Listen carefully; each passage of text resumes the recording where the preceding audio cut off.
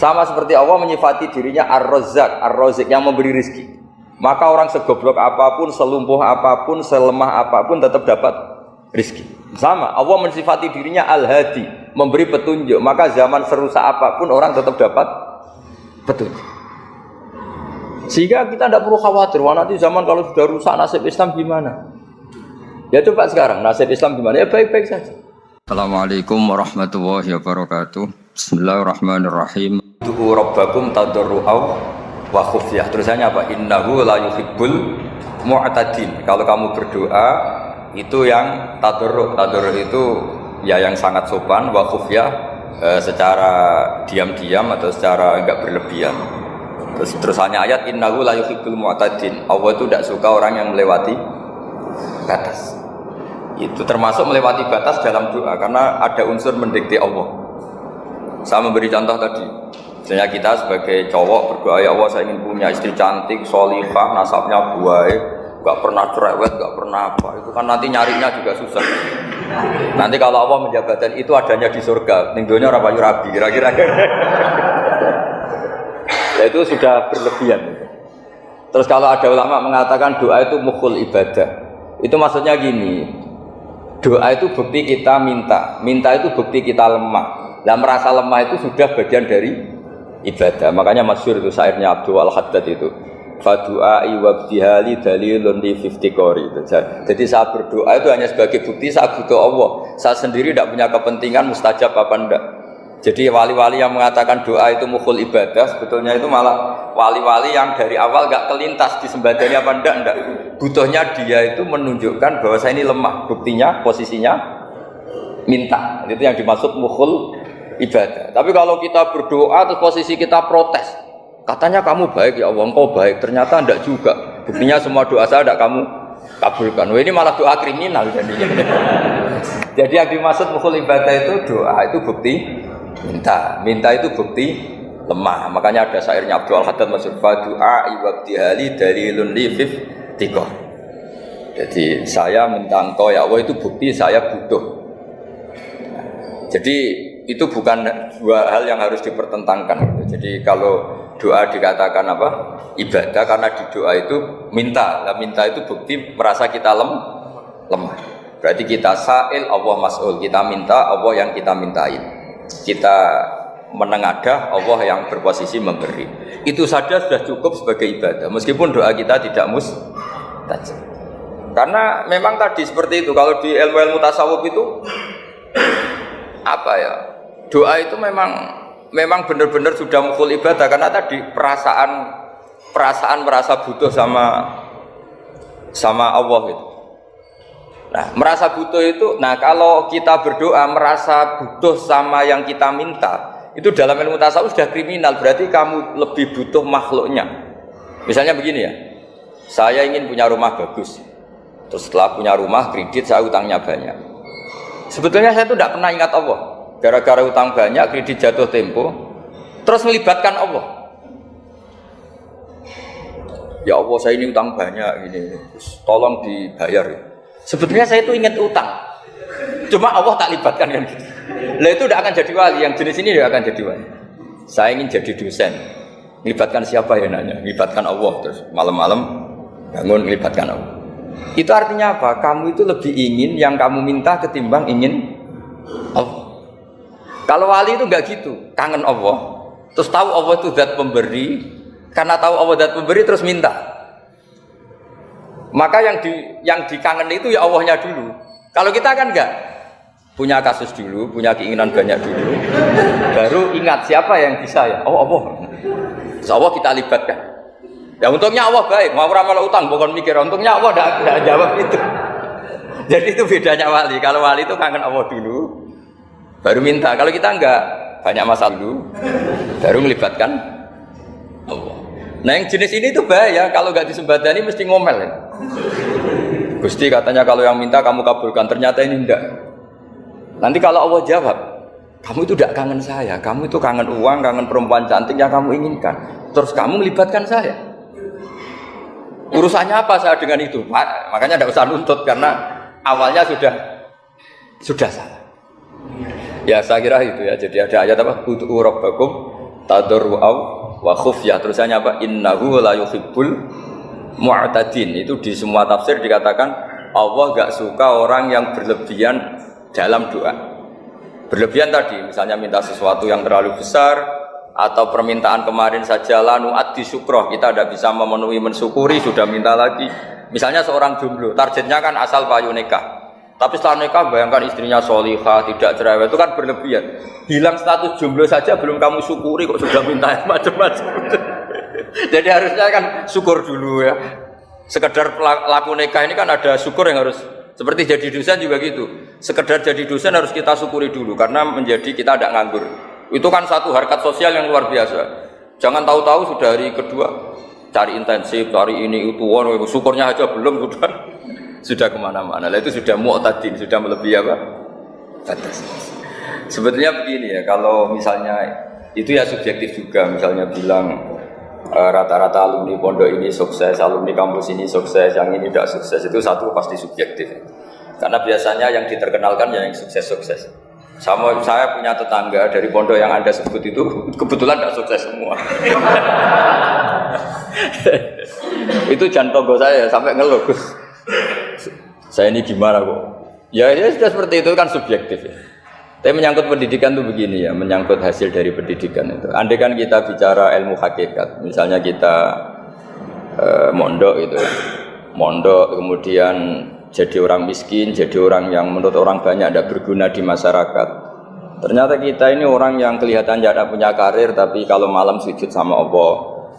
Punya anak niat memperbanyak orang sujud, terus punya ibu yang sakit-sakitan kita rawat. Meskipun kita tidak jadi dosen, tidak jadi menteri, tapi indah Allah itu luar biasa karena berstatus ngerawat ibu, ngerawat anak, ngerawat istri.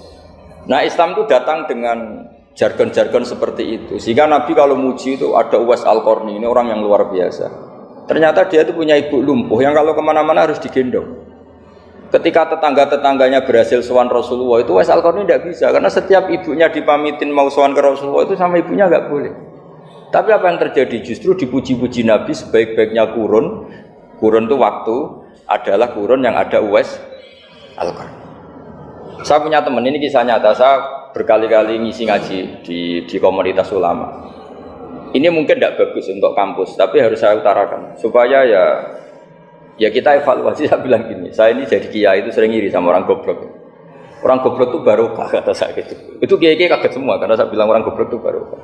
Saya beri contoh gini, misalnya saya pinter, terus juara MTQ, juara hafal Quran atau juara baca Quran secara tartil. Ujung-ujungnya saya dapat hadiah umroh atau apalah, atau hadiah rumah atau apa. Pertanyaannya adalah mendapat. Saya ulang lagi, mendapat. Sementara ada santri yang bodoh, gara-gara bodoh itu dosen UI yang enggak, jadi kiai yang enggak, akhirnya dia jadi pekerja di Korea. Barokahnya bodoh tadi. Karena di Korea melihat orang ateis, akhirnya dia kepikiran bikin masjid. Sebagian gajinya disumbangkan untuk masjid. Ini bodoh pendiri masjid. Tapi kita gara-gara dosen dakwah di masjid, ini pinter dapat uang dari masjid. Nah ini bukan nyindir, ini biasa saja, ini maksud saya. Maksud saya, kamu jangan ngabaikan hidup. Akhirnya apa yang terjadi? Saya ini punya teman ini betul. Saya ini kan kecelok dulu itu Gus Alim. Nasib saya di mana-mana dihormati. Kadang saya merasa dosa. Kok dihormati? Saya punya teman. Dulu gobloknya minta ampun sekolah sekelas sama saya. Gobloknya, soalnya gobloknya harus disepakati. Sudah. Ya, goblok mujmalah kira-kira. Singkat cerita dia itu hidup di pedalaman Kalimantan sekitar tahun 92. Dulu kan biasalah di dalam hutan itu mesti ada penebangan hutan macam. Dia ada bosnya, yang jelas dia ada bosnya. Saya yakin juga agak kriminal karena dia tidak yang illegal logging. Pokoknya ditakdir dia hidup di tengah hutan, ikut orang. Setelah itu dulu nggak ada HP. Sering kirim surat ke saya, Gus, saya ini hidup di tengah hutan. Tapi saya ini Muslim pernah mondok. Kalau nggak bikin Jumat itu nggak enak. Bikinlah dia Jumatan. Nah karena dia pernah ngaji fikih Syafi'i, kalau Jumatan nggak ada orang 40 itu harusnya zuhur tidak Jumatan. Tapi orang yang kerja di situ tidak mau. Wong dino Jumat kok zuhuran loh Pak. Kalau dino Jumat ya Jumatan ya. Tanya saya, Gus itu kalau ada kaulnya enggak supaya Jumatan ndak orang 40 sah. Singkat cerita dia lama-lama jadi pendiri masjid di situ. Dia punya sedikit gaji ya dipakai masjid, punya sedikit tanah diwakafkan untuk masjid. Artinya apa? Indah ini banyak orang bodoh, ternyata di komunitasnya dia muassis, pendiri, pemberi. Sementara kita yang keceluk pinter, dapat umroh, dapat bonus. Kira-kira nanti kita ketemu Allah, kamu pernah nyumbang Islam apa?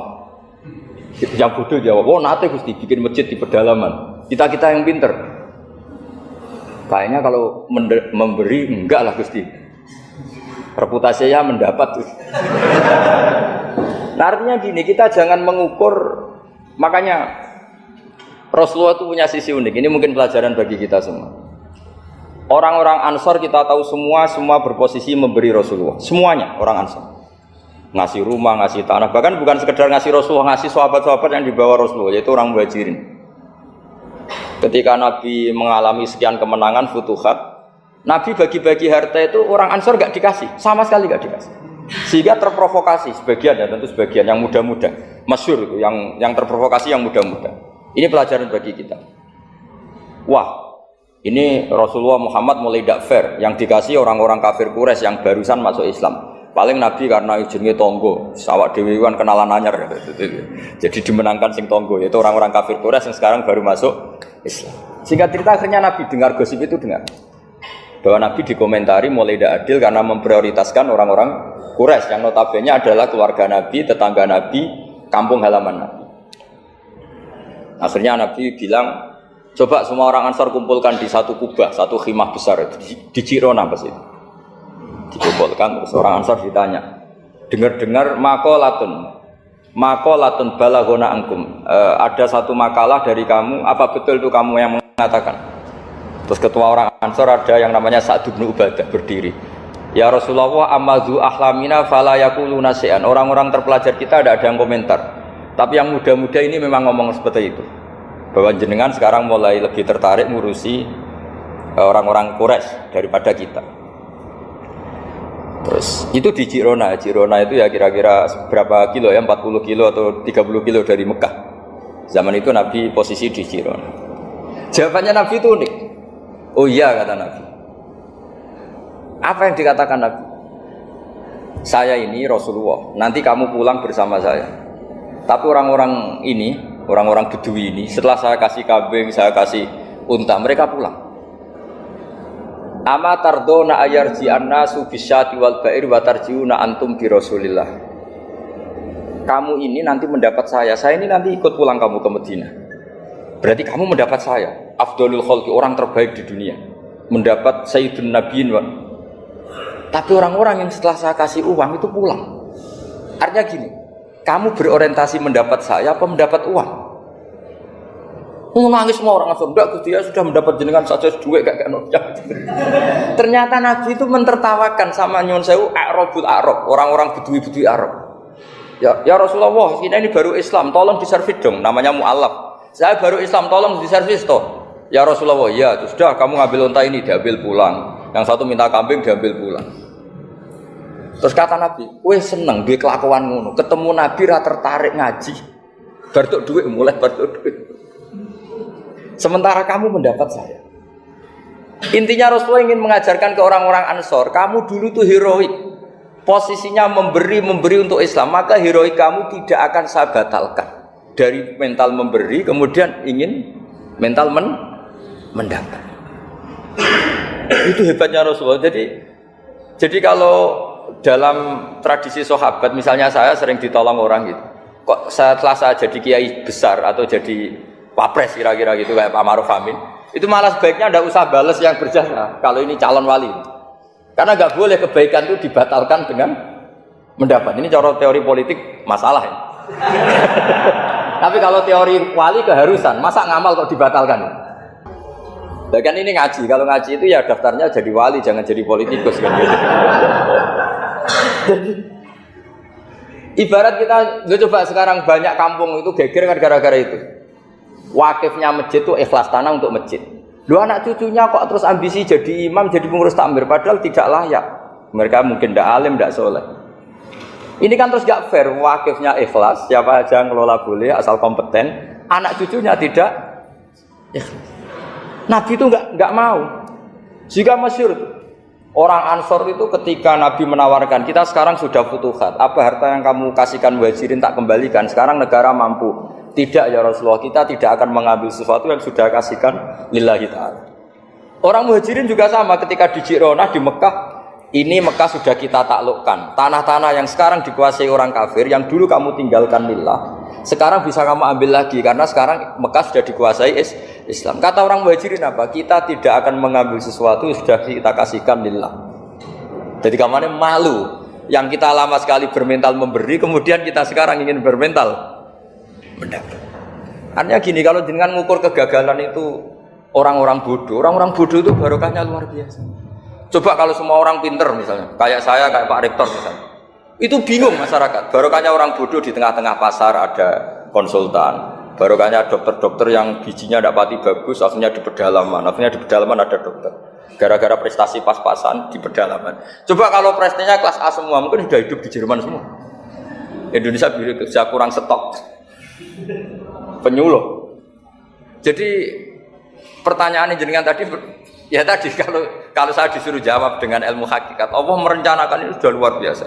Orang tiga pinter, setengah goblok. Ini semuanya kalau ilallah wa fillah itu semuanya barokah. Karena tadi nggak bisa bayangkan. Andai kan tidak ada santri sing rapati pinter, itu di pedalaman Kalimantan itu tidak ada yang jadi dai. Oh kalau pinter nggak mau, pasti nggak mau. Barokahnya goblok kan. Sampai saya ini tahadus bin nikmat. Sampai mereka bilang gini, sekarang kan ada telepon, sering telepon saya, Gus, jenengan jangan mati dulu. Karena kalau jenengan mati, kita jadi kiai juga selesai. Karena mereka itu gak pinter, tapi jadi kiai di Papua, di pedalaman mana-mana. Itu kalau ditanya halal haram, sudah bisa. Mau ngerti nak sholat itu madem mulon itu aja. Jadi setiap ada pertanyaan hukum, mesti telepon saya. Kadang tamunya nunggu, Gus jawab saiki mati, nak rabu jawab. Karena tamunya nunggu. Ya karena tadi dulu di pondok gak pinter, misalnya tahu hanya gini dok, perempuan kalau datang bulan gak boleh sholat. Dia gak tahu detail-detailnya, misalnya ada perempuan yang mustahadah, berhari-hari selalu keluar darah berbulan-bulan. Nah ngajinya belum sampai sana, kalau kita kan sampai sana. Oh gini, kalau adatnya perempuan tadi hanya 6 hari haid, maka yang 7 berikutnya namanya mustahadah, sudah mulai sholat, mulai puasa normal, karena ini penyakit, bukan kategori haid. Nah dulu ngajinya tidak sampai situ. Jika kalau ada yang tanya ditunggu Gus ini ada perempuan keluar darah terus kita harus gimana ini? Sholat enggak? Oh, ilmunya enggak cukup dia untuk jawab. Untuk jawab seperti itu karena tapi tadi ya saya ulang lagi ya. Jadi jangan pernah mengabaikan orang-orang bodoh. Orang bodoh itu ya barokah, tapi enggak perlu ada gerakan jadi bodoh ya enggak perlu. Digerakkan bodoh itu pasti mayoritasnya alhamdulillah sekali. Akhirnya berkah itu ada di mana-mana. Loh ini betul. Pokoknya kita ngaji itu apa yang masyhur itu Rabbana ma khalaqta hadza batila. Semua yang diciptakan Allah pasti ada. Ya ini memang ilmu agak aneh bagi kalangan akademisi, tapi kan sampean mengundang saya untuk ngomong ilmunya kiai. Kalau saya jawab pakai standar intelektual kan saya namanya basa-basi.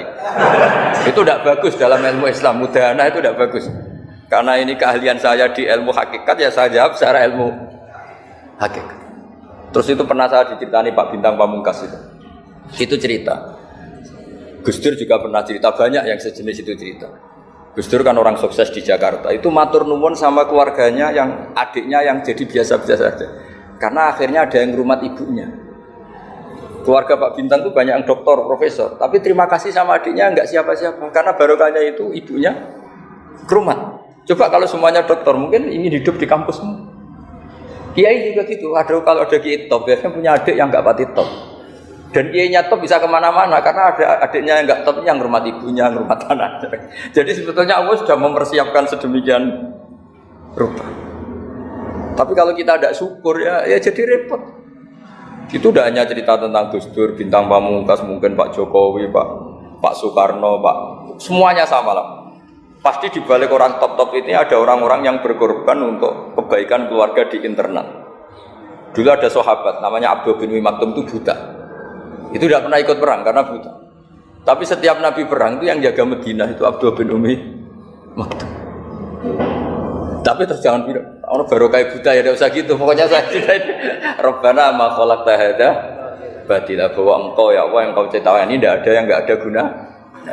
Sebab seharusnya seseorang memberi manfaat kapanpun dia berada, dimanapun dia berada. Jadi kapanpun dan dimanapun dia berada. Qala Allah Ta'ala wa ja'alani mubarakan aynama kuntu.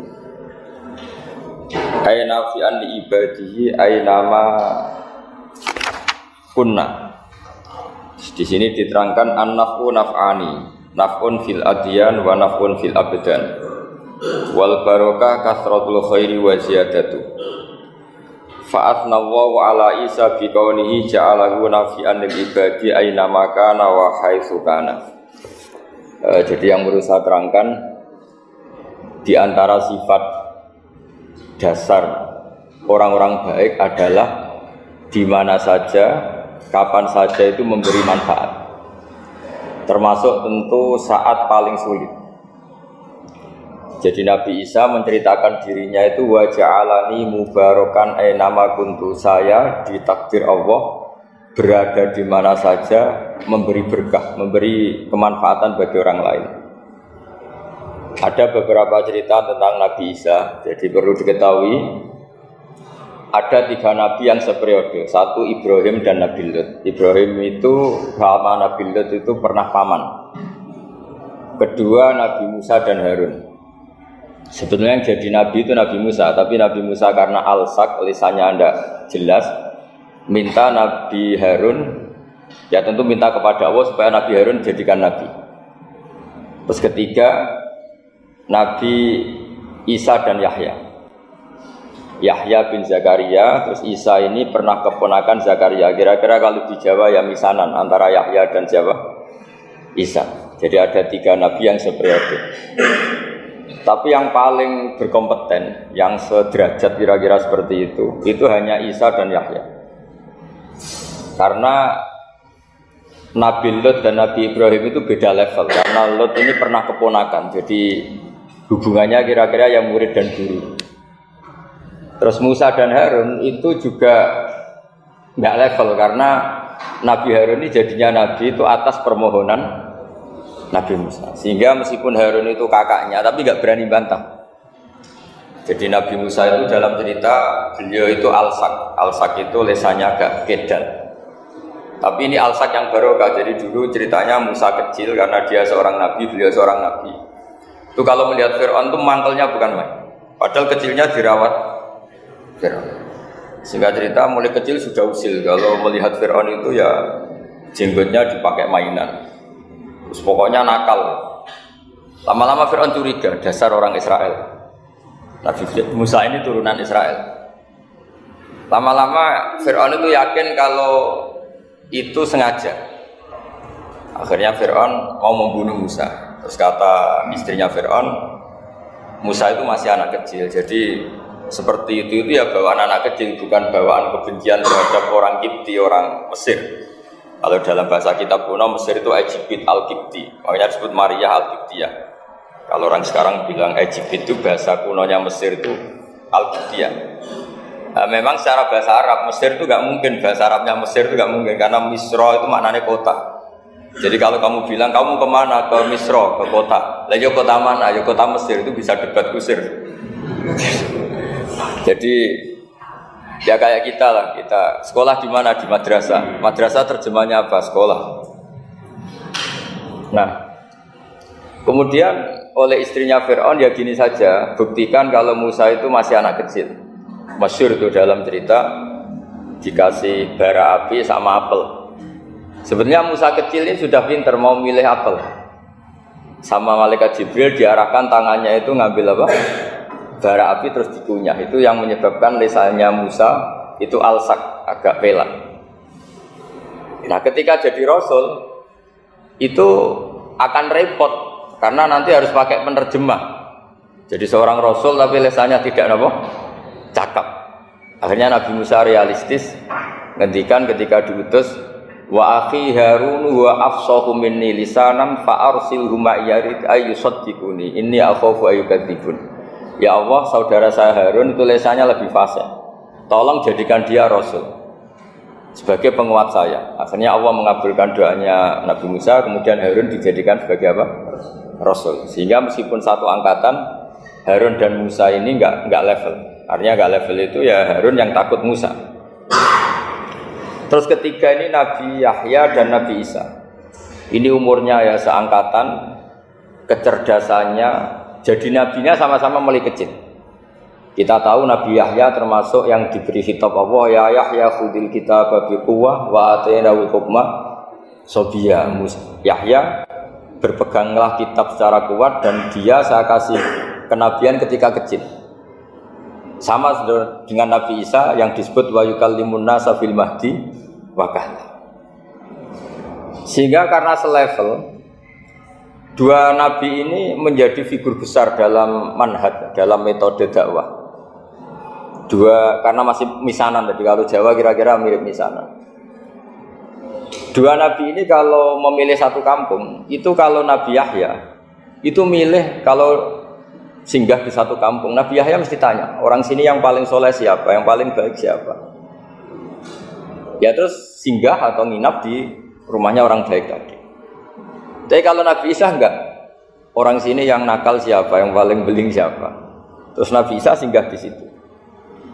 Akhirnya ada pertanyaan dari Nabi Yahya, lima tanzilu ala syirarin nas. Kenapa kamu selalu singgah di orang-orang nakal? Syiror itu orang-orang nakal.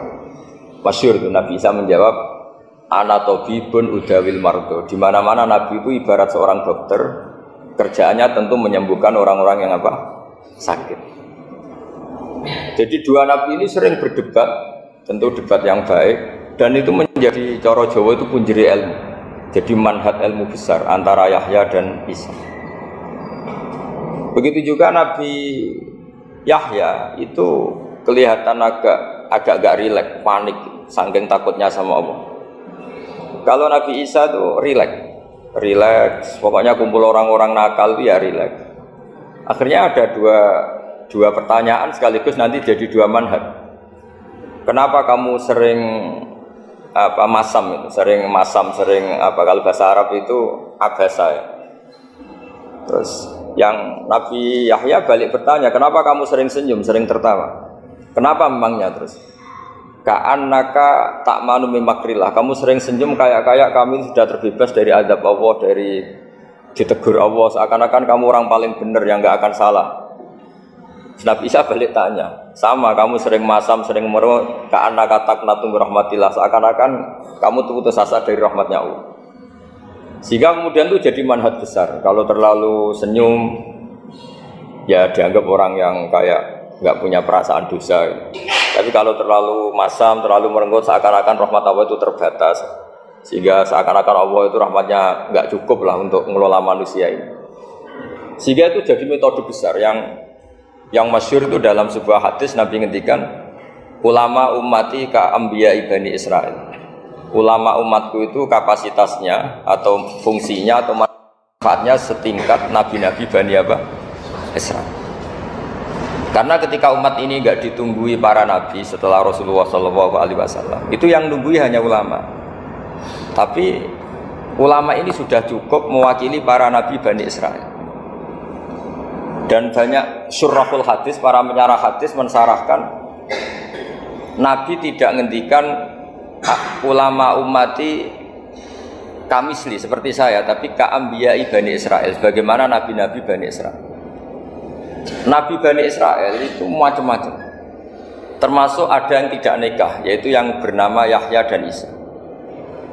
Delala umatnya Nabi itu ada orang alim allamah yang ilmunya melegenda, yaitu namanya Imam Nawawi. Itu tidak nikah sampai kabudut. Meskipun dalam ajaran syariatnya Nabi an-nikah sunnati, tapi selalu ada orang yang ditakdir tidak nikah karena masyhul, karena sibuk ngurus ilmu. Bukan karena tidak laku, yang jelas itu bukan karena tidak laku. Imam Nawawi itu ganteng, orangnya ya normal, tapi karena sibuk nulis, beliau sampai kabudut itu tidak nikah. Imam Sibawai itu suka sekali sama ilmu, menjadi istri utamanya ya ilmu itu. Dia ganteng, Sibawai itu maknanya tuh apel, dia ganteng sekali, sampai banyak cewek yang seneng. Akhirnya dia nikah. Nggak pernah dikumpulin. Dia belajar terus. Ketika beliau ke pasar, dulu nggak ada supermarket, beli kertas, kitabnya dibakar semua sama istri. Dikira istrinya terus mencintai dia, malah diceraikan. Itu siapa? Imam siapa? Terus ada umatnya Nabi yang paling unik di dunia. Mungkin Pak dosen, saya kiai pun nggak bisa niru. Itu ada orang tuh ganteng sekali, istrinya cantik sekali. Itu tahu-tahu sudah 10 tahun tidak pernah hubungan suami istri. Karena ketika si suami itu tahu istrinya cantik, itu langsung sholat sujud syukur, sholat terus, saking senengnya punya istri cantik. Yang istrinya cantik juga solihah, tahu suaminya ganteng ya terus sholat terus syukur. Itu sampai berhari sampai bertahun-tahun. Terus ketika ketemu cocokan, dek kita sudah nikah berapa? Terus dilihat kayaknya sudah 10 tahun, tapi tidak pernah hubungan. Oh itu nggak kebayang itu. Ganteng sama cantik, kalau jelek sama jelek itu mungkin. Yang satu bilang naudzubillah, satu itu kan nunggu rafa saja. Ini nggak ganteng sama cantik. Nah kenapa kualitas ulamanya Rasulullah itu bisa seperti Nabi Bani Israel? Karena agama ini, umat ini sudah ada ditunggui para nabi. Jika mau tidak mau kualitas ulama, alhamdulillah barokahnya Nabi itu berkualitas kayak nabinya Bani Israel. Nah ini penting sekali saya utarakan supaya dicek saja. Kalau kita nggak percaya, dicek saja dalam hadis-hadis sahih. Misalnya begini, ketika Nabi memenangkan perang Badar, itu ada Asra Badrin, tawanan-tawanan perang Badar.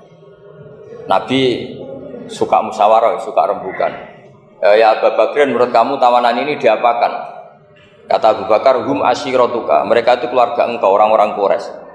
Ya dibebaskan saja, pakai tebusan. Nanti uang itu kita kelola supaya jadi penguat Islam, dan orang-orang ini merasa utang jasa karena harusnya dibunuh tapi kita bebaskan. Terus tanya, bagaimana kamu ya Umar, menurut kamu? Kata Umar, ini kan orang-orang yang dulu ingin bunuh kamu, yang ingin menghabisi jenengan, ingin dan sudah ngusir jenengan. Ya setelah ketangkap ya dibunuh, kok repot. Apa kata Rasulullah? Rasulullah spontan ngendikan, inna masalah kayak Abu Bakrin kamasali Ibrahim, kamu ibarat kayak Nabi Ibrahim. Izqala faman tabi'ani fa innahu minni wa man asani fa innaka ghafurur rahim. Jadi Nabi Ibrahim itu unik, melihat umat itu sesyafakoh itu. Syafakoh itu banget sayangnya. Nabi Ibrahim cara berpikir, faman tabi'ani fa innahu minni, orang yang ikut saya ya Allah pasti golongan saya, tentu layak masuk surga. Wa man asani, orang yang mendurhakai saya, fa innaka ghafurur rahim, engkau Maha Pengampun. Bukan yang mendurhakai langsung masuk neraka, enggak, engkau Maha Pengampun. Wa masaluka ya Umar kama salin Nuh, isqala rabbi la tadar ala ardi mil kafirina dajara. Umar, kamu mirip Nabi Nuh, inginnya semua orang kafir dihabisin. Ya masyhur kan Nabi Nuh itu enggak ingin ada orang kafir sampai ada banjir tufan. Nah kalau sampean tanya bedanya apa dengan garis keras sekarang? Bedanya ya beda sekali. Kalau Nabi Nuh benci sama orang kafir itu diserahkan yang punya, sehingga yang punya yaitu Allah yang menghukum dengan banjir bandang. Tapi kalau kita kan kadang kita bertindak sendiri, jadi potensi disalahkan. Yang jelas dalam hadis-hadis sahih, Nabi Nuh itu tidak bisa mensyafaati karena itu. Ketika diminta syafaat, ini hadis sahih, bukan ada di Bukhari, ada di Muslim. Karena biasanya kalau di kota itu ditanya ini sahih enggak? Untungnya yang tanya kadang enggak paham, ini alhamdulillahnya jadi wah repot. Nabi Nuh itu diantara sebabnya enggak bisa mensyafaati adalah pernah corong Jawa maksudno kaume. Kalau dalam bahasa Arab itu da'a li Zaidin berarti mendoakan positif, kalau da'a la Zaidin mendoakan negatif. Kalau orang Jawa itu ada doa, ada pasot. Nabi Nuh adalah orang yang pernah maksudkan kaumnya. Nah, saya cerita sedikit tentang Nabi Nuh dan Nabi Ibrahim. Nabi Ibrahim dianggap tadi cerminannya Abu Bakar, dianggap niru Ibrahim, cerminannya Umar, dianggap niru Nabi siapa? Nabi Nuh. Lalu kalau sampean tanya, bedanya gimana? Begini logikanya. Andai kan kita mengkaji secara akademik begini. Ada ulama besar namanya Abul Hasan Asyadzili, itu masyhur di Indonesia menjadi Thariqah Asyadziliyah. Terus ada seorang muridnya minta gini, ya Abul Hasan Asyadzili, tolong saya dikasih ijazah supaya saya tidak pernah maksiat di bumi ini. Karena saya takut sama Allah, kalau saya maksiat itu merasa tidak nyaman dengan Allah. Abul Hasan Asyadzili ini malah marah besar. Atuhibbu alla tadhharu maghfiratuh. Kalau kamu tidak pernah maksiat, berarti kamu suka maghfirahnya Allah Ta'ala itu tidak kelihatan, karena tidak ada yang maksiat. Tapi bukan dukung kamu yang tidak ada. Ini cerita ilmiah.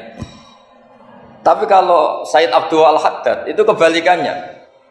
Ada orang fasik itu hidup berkeliaran, mengganggu masyarakat, ganggu ketertiban agama. Ada kiai atau siapa gitu mendoakan supaya tobat atau dikasih panjang umur supaya nanti bisa tobat. Itu beliau Said Abdul Al-Haddad marah besar. Man da'a li fasikin bil baqa faqad ahabba ayyusawahu fi ardi. Orang yang mendoakan orang fasik hidup berarti dia suka Allah dimaksiati di buminya. Jadi akhirnya jadi kutub besar, yang satu Sadziliyah, yang satu Haddadiyah. Kenapa ya? Karena tadi yang satu cerminan Nabi Isa, yang satu cerminan Nabi Yahya. Sebagaimana sabda Rasulullah tadi, ulama ummati ka anbiya'i bani Israil. Juga masyhur dalam aplikasi pengajaran juga gitu. Masyhur sekali dalam kitab-kitab diceritakan kalau Said Abdul Al-Haddad kalau ada orang sowan itu, kamu ngaji sama siapa? Sama si A itu. Pernah nangis gak pas ngajar? Gak pernah. Udah gak terus, gak usah diterusin ngaji orang seperti itu. Hatinya atas, wong orang iso nangis gitu. Tapi kalau Abu Hasan As-Sadzili kebalikan, kamu ngaji sama siapa? Sama si A itu. Pernah tertawa enggak kalau ngaji? Enggak pernah. Udah, enggak usah ngaji sama orang itu. Orang enggak bisa syukur. Jadi itu manhaj besar. Nah, akhirnya orang-orang kayak kita ini enggak jelas semua. Nangis ya bisa, syukur, guyu ya bisa. Cuma celakanya kalau kita nangis karena tidak punya uang, kalau guyu karena punya uang, itu masalahnya. Tapi kalau wali-wali dulu enggak. Kalau senyum ya karena saking yakin rahmatnya Allah itu wasiat rahmatu. Kalau nangis ya karena takut azabnya Allah. Kalau kita kan enggak, sangat-sangat materialistik. Ini yang membedakan kita. Sebenarnya nangis dan senyum itu satu keharusan karena Allah punya madharul jalal. Ketika Allah dengan sifat keagungannya, maka kita ini coro Jawa serako bersenyum. Tapi Allah itu kadang sebagai madharul jamal, adanya satu keasikan. Sehingga yang merengut itu yang salah. Makanya dalam ilmu tasawuf, kutub wali itu hanya dua. Allah dengan madharul jalal, dengan Allah yang madharul jamal. Contoh madharul jalal misalnya gini. Ketika Nabi Musa ingin melihat Allah, saking kangennya ingin melihat Allah. Robbi arini anzur ilaik. Ya Allah, saya beri hak untuk melihat engkau. Allah dengan jalalnya gini. Allah itu qadim, superior. Tentu gak layak tersentuh barang hadis. Barang hadis itu makhluk. Sehingga ketika falam matajalla rabbuhu lil jabali ja'alahu dakka wa kharra Musa sa'iqa. Sehingga gak levelnya apapun hebatnya Nabi ini tetap makhluk. Sementara Allah itu qadim. Gak kuat. Makhluk yang fana ini, yang profan ini gak kuat. Gak kuat menampung zat yang qadim, yang superior. Sehingga gunung pun hancur. Nabi Musa pingsan. Tapi ketika Allah dengan madharul jamal itu Allah dengan keindahannya, dengan kasih sayangnya, memberi hak makhluknya untuk melihat. Nah, di sini ini Allah sering ngendikan wujuhu yauma idzin nadhirah ila rabbiha nadhirah. Nanti ada wajah-wajah yang di surga itu melihat saya, kata Allah. Tapi apakah betul melihat kayak saya melihat dosen, melihat Pak Rektor, melihat teman-teman? Itu tidak bisa. Karena Allah itu qadim. Sehingga meskipun manusia ahlul jannah melihat Allah, tetap Allah ngendikan la tudrikuhul absar wa huwa yudrikul absar. Karena Allah di balik jamalnya ya punya jalal, di balik jalalnya juga punya jalal. Sehingga selalu di Quran itu diulang beberapa kali supaya proporsional. Nah, kenapa ahli sunnah tetap berkeyakinan Allah bisa dilihat? Logikanya begini. Fa inna kulla maujudin yasihu ayyura. Allah itu zat sing nyata-nyata wujud dan punya eksistensi. Di mana-mana sesuatu yang wujud itu layak untuk bisa dilihat. Lalu pertanyaannya gini, kenapa kita tidak bisa melihat sekarang kok nunggu di akhirat? Karena mata kita sekarang itu profan, fana. Sementara kita setelah di surga, tubuh kita didesain abadi. Ya, saya ulang lagi ya, setelah kita di surga, semua fisik kita ini didesain abadi. Tentu karena desainnya sudah abadi, layak melihat zat yang abadi. Tapi pertanyaannya, kenapa tidak bisa ikhatoh, tidak bisa melihat sampai faham, la tudrikul absar? Karena abadi kita itu diabadikan. Sebagaimana surga abadinya diabadikan, neraka ya diabadikan. Sementara Allah abadi dengan dirinya sendiri, yaitu Al-Qayyum, atau dalam bahasa ngajinya Qiyamuhu binafsi. Nah, lalu Pertanyaan, makanya Mu'tazilah itu menentang betul kalau orang di surga bisa melihat Allah. Cara berpikir Mu'tazilah melihat itu artinya yang dilihat ada arahnya, sementara Allah terbebas dari arah. Tapi kata ahli sunnah cara berpikir tidak seperti itu. Melihat itu pokoknya tahu. Nah, tahu karena mata itu karena kita ditakdir tahu itu karena mata. Sebetulnya yang menjadikan tahu itu tidak mata. Ya kalau tahu ya tahu saja, bukan harus pakai mata. Itu cara berpikir ahli sunnah wal jamaah. Jadi Sabri ya bocoran itu. Kenapa mazhab ahli sunnah itu yang dipilih oleh banyak mayoritas di dunia, jumhur itu. Ahli sunnah itu dianggap pikirannya lebih orisinal. Misalnya ahli sunnah kalau ditanya, kenapa kamu melihat? Ya melihat saja. Kenapa kamu mendengar? Ya mendengar saja. Kesannya itu tidak rasional, kayak orang yang nggak pinter itu. Tapi sebetulnya itu yang benar. Jadi cara berpikir ahli sunnah itu melihat itu menjadi tahu. Menjadi tahu itu bisa karena mendengar, bisa karena melihat, bisa karena dikasih tahu, bisa karena bersentuhan. Sebab itu di Quran itu ada ayat ala ya'lamu man khalaqa, bukankah zat yang menciptakan itu menjadi tahu. Sehingga kenapa Allah itu selalu tahu? Karena Allah yang menciptakan. Kalau kamu tahu karena mata, sekali itu jauh, maka kamu tidak melihat. Atau kamu sekarang buta, kamu tidak melihat. Atau tertutupi barang itu, maka kamu tidak melihat. Tapi kalau kamu tahu karena kamu menciptakan, maka akan melihat terus. Misalnya saya ini tukang batu. Saya ingat betul ketika saya bangun Monas, itu pulpen saya tak tanam di dalam Monas. Saya ingat betul kalau pulpen saya warnanya putih, tak tanam di Monas 2 meter dari pondasi. Setelah saya pulang ke Jogja ditanya, di dalam Monas ada apa? Ada pulpen. Posisinya 2 meter dari pondasi. Kenapa saya tahu? Karena saya yang menciptakan. Nah, karena menciptakan ini sehingga tahu saya akan terus menerus. Tapi kalau tahu karena mata sekali barang itu tertutupi, nggak tahu. Misalnya saya tahu jenengan karena dekat sekali jenengan kemana-mana saya sudah tidak tahu. Tapi kalau saya menaruh sesuatu di tubuh Anda, sehingga kamu kemana-mana tetap tahu bahwa barang itu ada di tubuh. Nanti kalau ada yang protes, tapi bisa saja Gus barang itu dicuri orang kemudian Anda tidak tahu. Yang menjadi tidak tahu karena saya sudah tidak menciptakan suasana itu. Selagi saya yang menciptakan, maka akan tahu terus. Nah, tapi karena Allah ini menciptakan semua yang ada di bumi, maka Allah tahu terus. Jika Allah tahu cara bikin kuman, terus tahu bahwa manusia itu punya kuman, kumannya punya organ, organnya juga punya kuman. Terus nggak kebayang. Kamu bayangkan kayak makanya Allah itu kalau cerita sederhana, innallaha la yastahi ayyadriba matsalam ma ba'udatan fama fawqaha. Allah itu tidak malu bikin perumpamaan nyamuk, karena nyamuk itu lebih dahsyat dibanding gajah. Para pematung itu disuruh bikin gajah masih mampu, bikinkan patung gajah, mungkin masih sanggup. Tapi kalau tak suruh bikin patung nyamuk, nggak usah bikin hidup, patungnya saja sekecil itu. Padahal nyamuk kecil itu punya organ tubuh. Lalu bikinnya organ tubuh nyamuk itu kayak apa sih? Organnya punya kuman, kumannya punya organ, organnya juga punya kuman. Sehingga orang-orang alim itu baca nyamuk itu lebih jadi ayat Allah ketimbang melihat dinosaurus.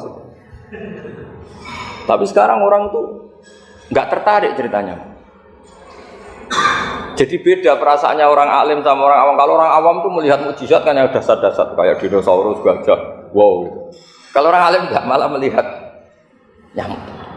Nah, kealiman seperti itu terjaga di umatnya Muhammad, di umatnya Rasulullah Muhammad SAW. Karena ketika umat ini nggak ditunggui para nabi, itu Allah menjamin Muhammad, ulama umatmu nanti punya kemampuan seperti nabi.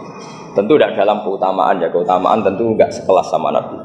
Kenapa itu terjadi? Karena tadi para nabi ini mewakili sekian karakter. Kalau kita sangat mencintai Indonesia, maka kita akan tegas siapapun yang ingin menghancurkan Indonesia. Itu kira-kira cerminan Nabi Nuh. Kalau kita sangat mencintai Allah, maka kita akan benci sebenci-bencinya sama orang yang mendurhakai Allah. Tapi masalahnya, Allah yang kita cintai itu memaklumatkan diri kalau bersifat ghafur, pengampun. Jika kalau kita terlalu kasar, ini kan yang kita cintai bersifat ghafur kok kita kasar. Di sini Nabi Ibrahim. Beliau sangat mangkel sekali sama yang durhaka sama Allah. Tapi mau mangkel gimana? Zat yang mengajarkan itu bersifat ghafur. Maka kita mau tidak mau, makanya Ada riwayat mengatakan takhallaku bi akhlaqillah, kamu bertata krama kayak akhlaknya Allah. Akhirnya ya sudah, kita mau apa coba? Kira-kira kalau kamu mencintai seseorang, itu potensinya kan dua, protektif. Ada telepon itu dari siapa? Cewek atau cowok? Protektif. Itu bukti cinta atau bukti suudzon kan tidak tahu. Tapi misalnya kamu cinta perempuan terus WA-an sama lelaki gak apa-apa, jalan sama lelaki gak apa-apa, sama masa lalunya pacarnya juga gak apa-apa. Itu cinta apa pembiaran? Kan sama-sama gak jelas. Nah kira-kira mencintai Allah itu kira-kira analoginya seperti itu. Kalau yang satu protektif, Allah harus zat satu-satunya yang disembah, nggak boleh didurhakai, nggak boleh dikhianati kok. Sehingga ini sangat keras sekali. Nah, ini Nabi Nuh. Di sini ada Nabi Ibrahim karena orang yang zat yang kita cintai bersifat ghafur. Jika kalau kita terlalu tegas beda dengan sifatnya Allah yang bersifat ghafur. Nah umatnya Nabi seperti itu mulai dulu. Ada yang moderat, ada yang keras, ada yang setengah keras, setengah moderat. Ada yang ngambil sikap, urip mangan turu, ngenteni mati. Nah, itu lebih baik itu timbang punya ijtihad tapi gak jelas, mendingan. Itu ada riwayatnya. Suatu saat ibadah akhir umatku terbaik adalah tidur. Maksudnya tidur itu gak ngambil sikap, masyhur itu. Saya beri riwayat yang ada di Bukhari Muslim.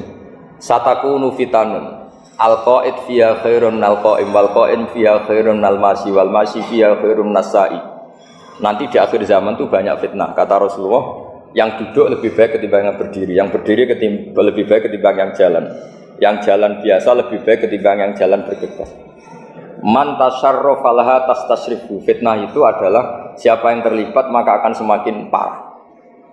Sehingga semenjak itu ulama berpikir nanti di akhir zaman kalau ada fitnah itu sebaiknya orang ngambil sikap sepasif-pasifnya, secuek-cueknya. Jadi semua syurahul hadis sepakat makna hadis ini apa? Orang disuruh sikap secuek-cuek. Misalnya pilihan presiden, contoh kecil pilihan presiden. Mungkin para intelektual nggak merasa, tapi kalau ulama itu cara berpikir beda. Pilihan presiden, kamu fanatik milih A, yang satu fanatik milih B. Ya presiden atau bupati atau gubernur. Terus yang satu bilang gini, wah kalau nggak di presideni A, nggak di bupati A, nggak di gubernuri A, negara ini rusak. Mungkin betul dari segi jejak rekamnya A ini bagus. Tapi pertanyaannya secara tauhid, bagaimana Anda menggantungkan kesejahteraan sama makhluk? Kamu nggak pernah terusik begitu kan para intelektual? Melukai. Bagaimana mungkin Anda menggantungkan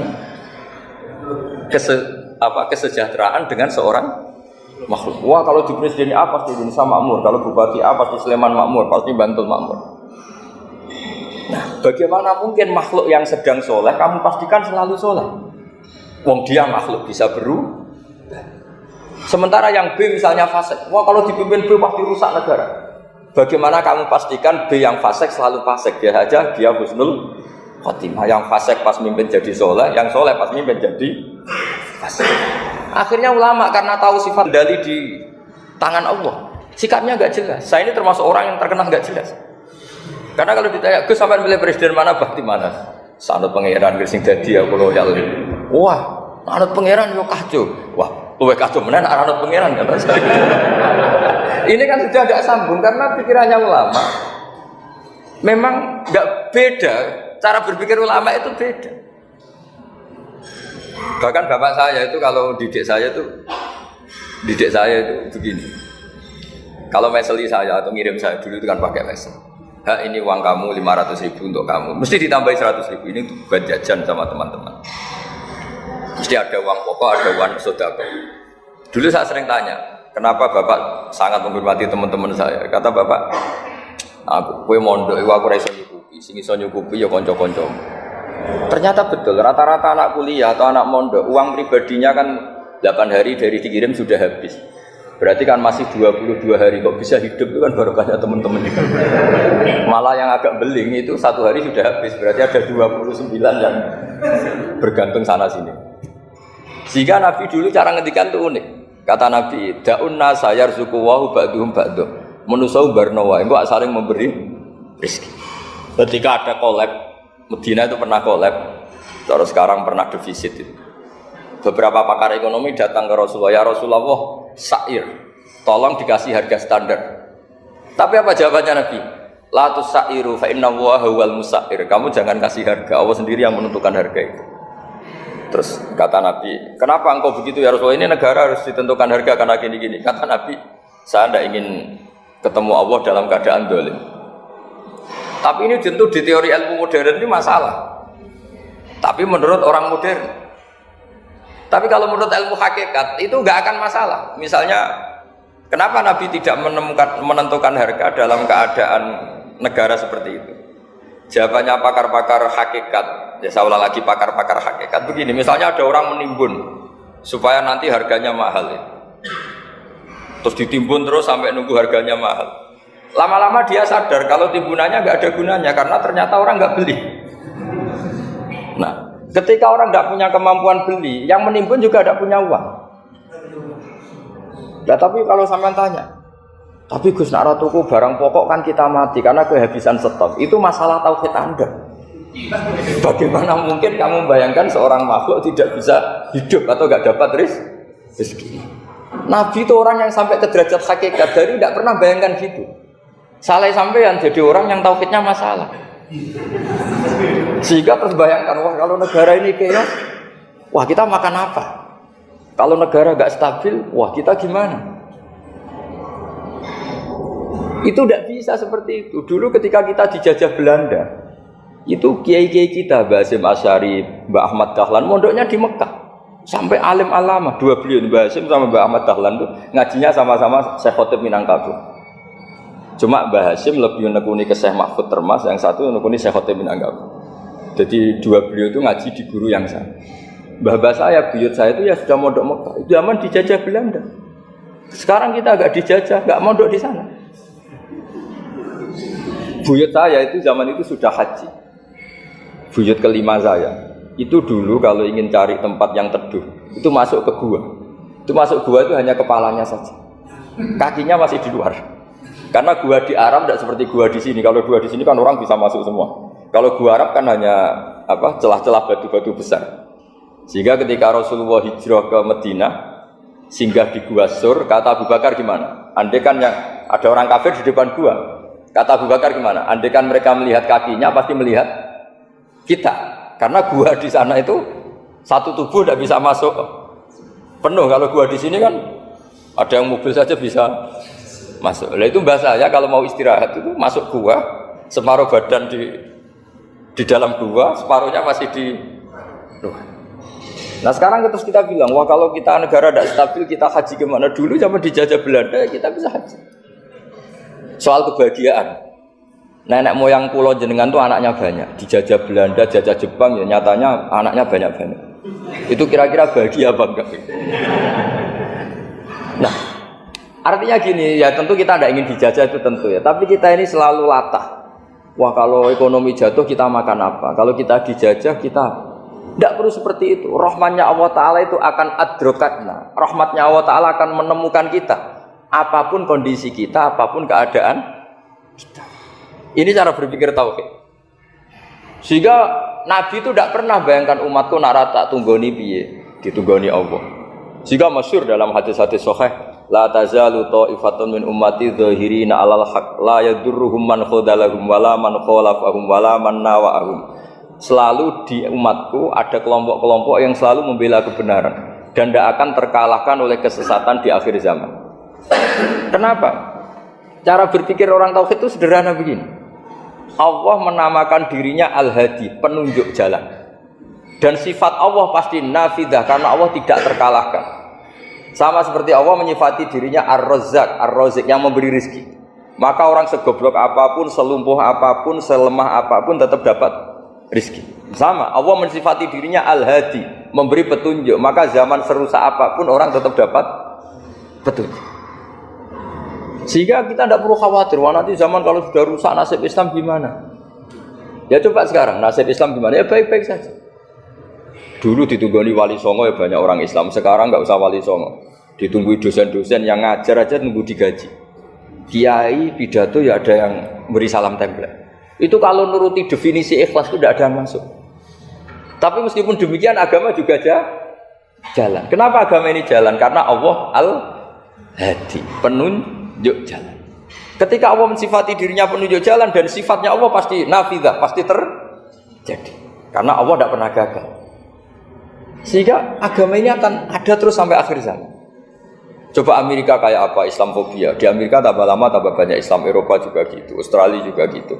Andai kan nuruti teori sosial, sudah dunia sudah materialistik kayak gini, orang dohirnya itu akan meninggalkan agama. Nyatanya tidak juga. Saya pernah di Korea seminggu, itu di negara ateis. Itu TKI ke sana tuh nyari uang. Ternyata ya kepikiran bikin masjid, bikin komunitas Islam. Coba siapa yang menggerakkan hati itu? Hanya Allah Subhanahu wa Ta'ala. Ya, jadi cara berpikir tauhid saya ulang lagi, saya mohon sekali di pengajian ini saya cerita wajah alani mubarakan nama kuntu. Jadi cara berpikir sekian nabi, terus kita punya karakter tertentu, kita milih nabi ini itu sah. Karena ulama ummati ka'ambiyai Bani Israel. Ulama umatku itu ibarat kayak Nabi Bani Israel. Jadi ada yang milih tadi. Seperti Nabi Isa fokusnya ngurusi orang-orang nakal. Itu juga bagus karena di mana-mana Nabi itu seperti dokter. Tapi Nabi Yahya hanya berkawan sama orang-orang soleh. Kita tahu berkawan orang fasik itu resiko ketularan. Iman pas-pasan wae kancane nang fasik kan taqabbalallahu minna minkum gitu. Wong kamu sendiri tidak sehat-sehat amat berteman orang penyakitan kan bahaya. Tapi kalau kamu sebagai dokter kok hanya berteman orang sehat, lalu kamu penelitiannya gimana? Masa saya dokter spesialis, pernah penelitian, semua orang sehat saya pernah saya teliti. Itu dokter aneh apa enggak? Saya dokter spesialis TBC, spesialis paru-paru. Yang kamu teliti siapa? Semua orang sehat. Pernah meneliti yang sakit? Enggak pernah. Kan ya jadi dokter aneh. Tapi misalnya terus kamu sendiri terus berteman orang penyakitan terus kan ya rawan tertular. Ini ada dua figur yaitu Nabi Yahya dan Nabi siapa? Isa. Ya saya kira demikian. Qala Allah Ta'ala wa ja'alani mubarakan aina ma kuntu. Aina fi an ibadihi aina ma kunna. Di sini diterangkan an-naf'u naf'ani. Naf'un fil adyan wa naf'un fil abdan wal barokah kasratul khairi wa ziyadatu fa'atna wa ala Isa biqaunihi ja'alahu nafi'an lil ibadi aina makana wa haitsu kana. Jadi yang perlu saya terangkan di antara sifat dasar orang-orang baik adalah di mana saja kapan saja itu memberi manfaat. Termasuk tentu saat paling sulit.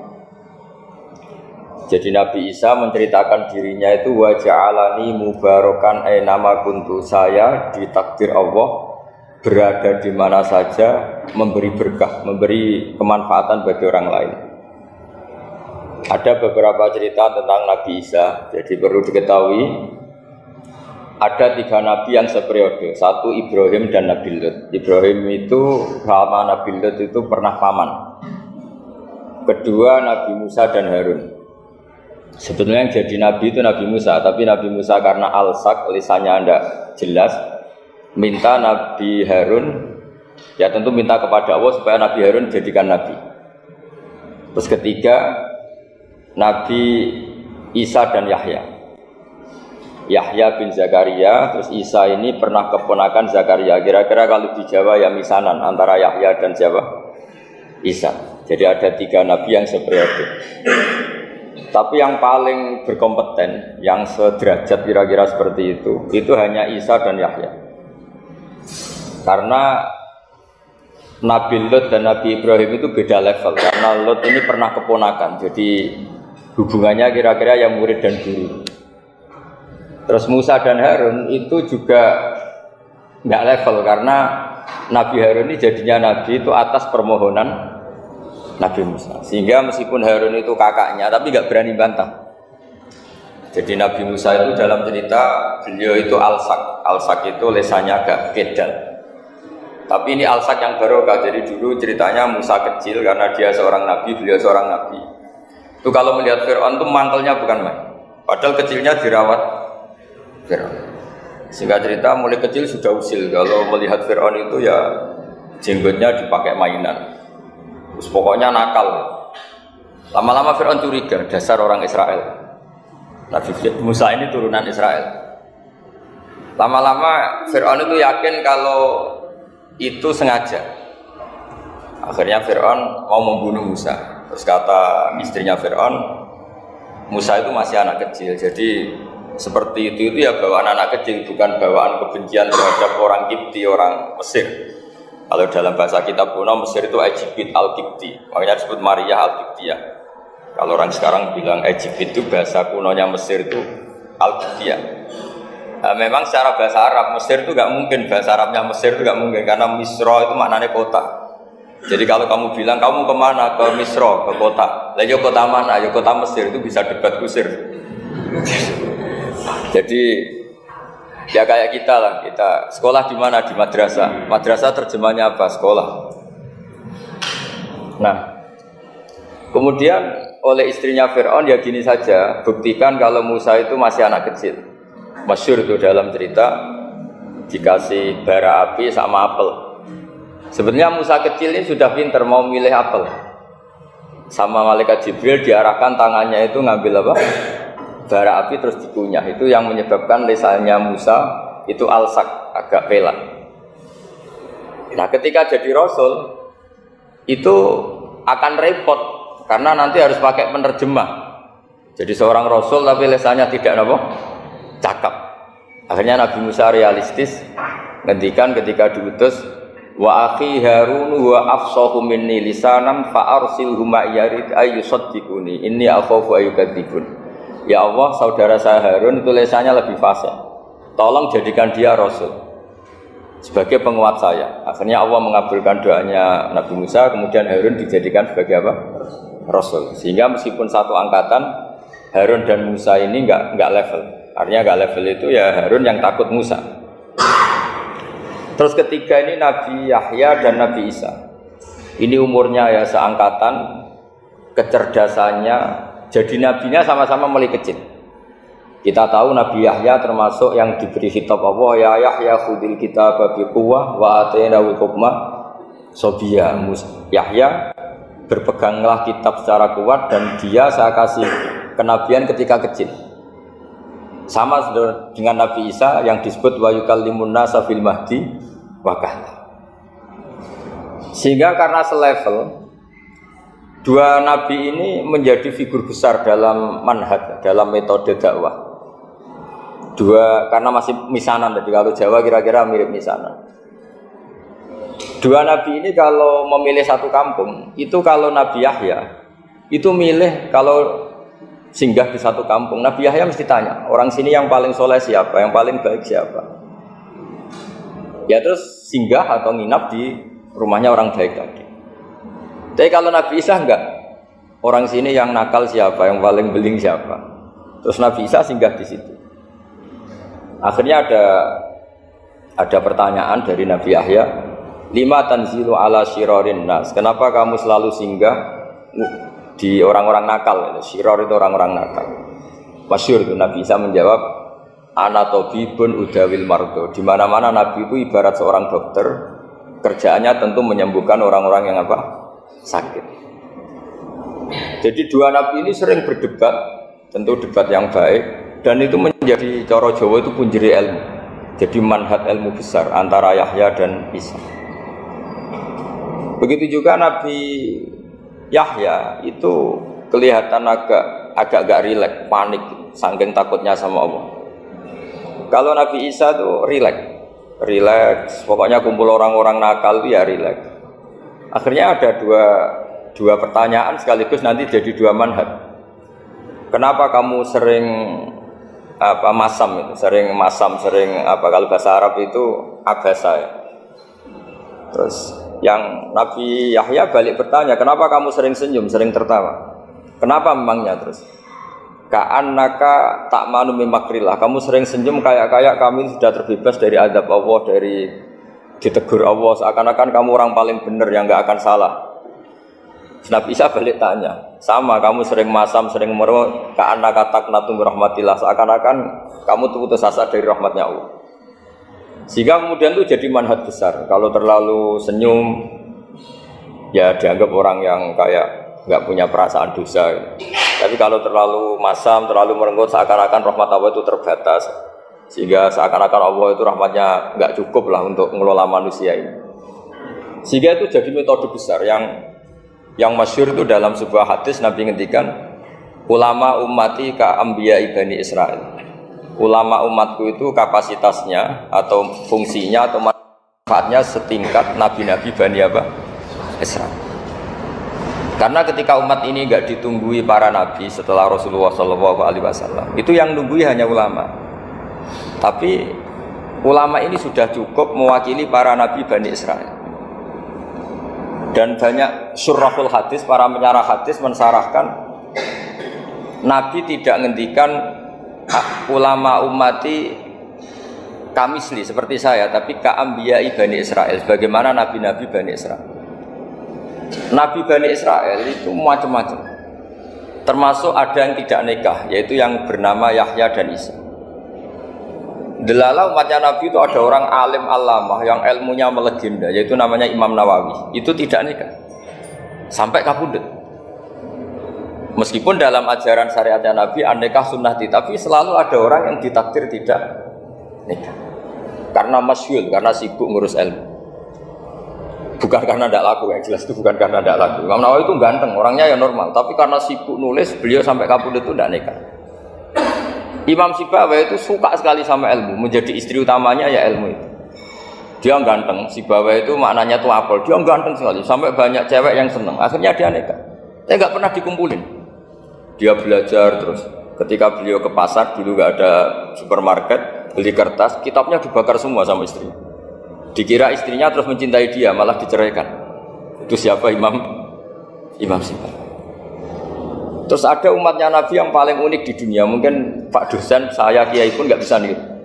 Ada orang tuh ganteng sekali, istrinya cantik sekali. Itu tahu-tahu sudah 10 tahun tidak pernah hubungan suami istri. Karena ketika si suami itu tahu istrinya cantik, itu langsung sholat sujud syukur, sholat terus, saking senengnya punya istri cantik. Yang istrinya cantik juga solihah, tahu suaminya ganteng ya terus sholat terus syukur. Itu sampai berhari sampai bertahun-tahun. Terus ketika ketemu cocokan, dek kita sudah nikah berapa? Terus dilihat kayaknya sudah 10 tahun tapi tidak pernah hubungan. Oh itu nggak kebayang, itu ganteng sama cantik. Kalau jelek sama jelek itu mungkin. Yang satu bilang naudzubillah, satu itu kan nunggu rafa saja. Ini nggak ganteng sama cantik. Nah kenapa kualitas ulamanya Rasulullah itu bisa seperti Nabi Bani Israel? Karena agama ini, umat ini sudah ada ditunggui para nabi. Jika mau tidak mau kualitas ulama, alhamdulillah barokahnya Nabi itu berkualitas kayak nabinya Bani Israel. Nah ini penting sekali saya utarakan supaya dicek saja. Kalau kita nggak percaya, dicek saja dalam hadis-hadis sahih. Misalnya begini, ketika Nabi memenangkan perang Badar, itu ada Asra Badrin, tawanan-tawanan perang Badar. Nabi suka musyawarah, suka rembukan. Ya Abu Bakar, menurut kamu tawanan ini diapakan? Kata Abu Bakar, hum asyiratuka, mereka itu keluarga engkau, orang-orang Quraisy. Ya dibebaskan saja, pakai tebusan. Nanti uang itu kita kelola supaya jadi penguat Islam, dan orang-orang ini merasa utang jasa karena harusnya dibunuh, tapi kita bebaskan. Terus tanya, bagaimana kamu ya Umar, menurut kamu? Kata Umar, ini kan orang-orang yang dulu ingin bunuh kamu, yang ingin menghabisi jenengan, ingin dan sudah ngusir jenengan. Ya setelah ketangkap ya dibunuh, kok repot. Apa kata Rasulullah? Rasulullah spontan ngendikan, innama salaka ya Abu Bakrin kama sali Ibrahim, kamu ibarat kayak Nabi Ibrahim. Izqala faman tabi'ani fa innahu minni wa man asani fa innaka ghafurur rahim. Jadi Nabi Ibrahim itu unik, melihat umat itu sesyafakoh itu. Syafakoh itu banget sayangnya.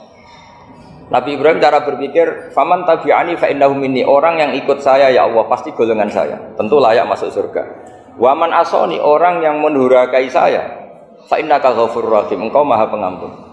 Bukan yang mendurhakai langsung masuk neraka, enggak, engkau Maha Pengampun. Wa masaluka ya Umar kama salin Nuh, isqala rabbi la tadzar ala ardi minal kafirina dajjara. Umar, kamu mirip Nabi Nuh, inginnya semua orang kafir dihabisin. Ya masyhur kan Nabi Nuh itu enggak ingin ada orang kafir sampai ada banjir tufan. Nah kalau sampean tanya bedanya apa dengan garis keras sekarang? Bedanya ya beda sekali. Kalau Nabi Nuh benci sama orang kafir itu diserahkan yang punya. Sehingga yang punya yaitu Allah yang menghukum dengan banjir bandang. Tapi kalau kita kan kadang kita bertindak sendiri. Jadi potensi disalahkan. Yang jelas dalam hadis-hadis sahih, Nabi Nuh itu tidak bisa mensyafaati karena itu. Ketika diminta syafaat, ini hadis sahih bukan ada di Bukhari, ada di Muslim. Karena biasanya kalau di kota itu ditanya ini sahih enggak? Untungnya yang tanya kadang tidak paham, ini alhamdulillahnya jadi wah repot. Nabi Nuh itu diantara sebabnya enggak bisa mensyafaati adalah pernah corong Jawa maksudno kaume. Kalau dalam bahasa Arab itu da'a li Zaidin berarti mendoakan positif, kalau da'a la Zaidin mendoakan negatif. Kalau orang Jawa itu ada doa, ada pasot. Nabi Nuh adalah orang yang pernah maksudkan kaumnya. Nah, saya cerita sedikit tentang Nabi Nuh dan Nabi Ibrahim. Nabi Ibrahim dianggap tadi cerminannya Abu Bakar, dianggap niru Ibrahim, cerminannya Umar, dianggap niru Nabi siapa? Nabi Nuh. Lalu kalau sampean tanya, bedanya gimana? Begini logikanya. Andai kan kita mengkaji secara akademik begini. Ada ulama besar namanya Abdul Hasan Asyadzili, itu masyhur di Indonesia menjadi Thariqah Asyadziliyah. Terus ada seorang muridnya minta gini, ya Abdul Hasan Asyadzili, tolong saya dikasih ijazah supaya saya tidak pernah maksiat di bumi ini. Karena saya takut sama Allah, kalau saya maksiat itu merasa tidak nyaman dengan Allah. Abdul Hasan Asyadzili ini malah marah besar. Atuhibbu alla tadhhara maghfiratu. Kalau kamu tidak pernah maksiat, berarti kamu suka maghfirahnya Allah Ta'ala itu tidak kelihatan, karena tidak ada yang maksiat. Tapi bukan dukung kamu yang tidak ada, ini cerita ilmiah. Tapi kalau Said Abdul Al-Haddad itu kebalikannya. Ada orang fasik itu hidup berkeliaran, mengganggu masyarakat, ganggu ketertiban agama. Ada kiai atau siapa gitu mendoakan supaya tobat atau dikasih panjang umur supaya nanti bisa tobat. Itu beliau Said Abdul Al-Haddad marah besar. Man da'a li fasikin bil baqa faqad ahabba ayyusawahu fi ardi. Orang yang mendoakan orang fasik hidup berarti dia suka Allah dimaksiati di buminya. Jadi akhirnya jadi kutub besar, yang satu Sadziliyah, yang satu Haddadiyah. Kenapa ya? Karena tadi yang satu cerminan Nabi Isa, yang satu cerminan Nabi Yahya. Sebagaimana sabda Rasulullah tadi, ulama ummati ka anbiya'i bani Israil. Juga masyhur dalam aplikasi pengajaran juga gitu. Masyhur sekali dalam kitab-kitab diceritakan. Kalau Said Abdul Haddad, kalau ada orang sowan itu, kamu ngaji sama siapa? Sama si A itu. Pernah nangis gak pas ngajar? Gak pernah. Udah gak terus, gak usah diterusin ngaji orang seperti itu. Hatinya atas, wong orang iso nangis ya. Tapi kalau Abdul Hasan Asyadzili kebalikan. Kamu ngaji sama siapa? Sama si A itu. Pernah tertawa enggak kalau ngaji? Enggak pernah. Udah, enggak usah ngaji sama orang itu. Orang enggak bisa syukur. Jadi itu manhaj besar. Nah, akhirnya orang-orang kayak kita ini enggak jelas semua. Nangis ya bisa, syukur, guyu ya bisa. Cuma celakanya kalau kita nangis karena tidak punya uang, kalau guyu karena punya uang, itu masalahnya. Tapi kalau wali-wali dulu enggak. Kalau senyum ya karena saking yakin rahmatnya Allah itu wasiat rahmatu.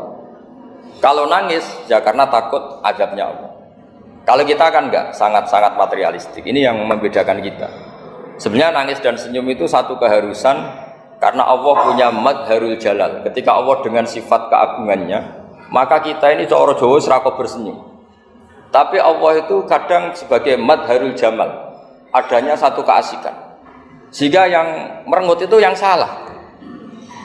Makanya dalam ilmu tasawuf, kutub wali itu hanya dua. Allah dengan madharul jalal, dengan Allah yang madharul jamal. Contoh madharul jalal misalnya gini. Ketika Nabi Musa ingin melihat Allah, saking kangennya ingin melihat Allah, Rabbi arini anzur ilaik, ya Allah saya beri hak untuk melihat engkau. Allah dengan jalalnya gini, Allah itu qadim, superior. Tentu gak layak tersentuh barang hadis itu makhluk. Sehingga ketika falam matajalla rabbuhu lil jabali ja'alahu dakka wa kharra Musa sa'iqa. Sehingga enggak levelnya apapun hebatnya Nabi ini tetap makhluk. Sementara Allah itu qadim. Enggak kuat. Makhluk yang fana ini, yang profan ini enggak kuat.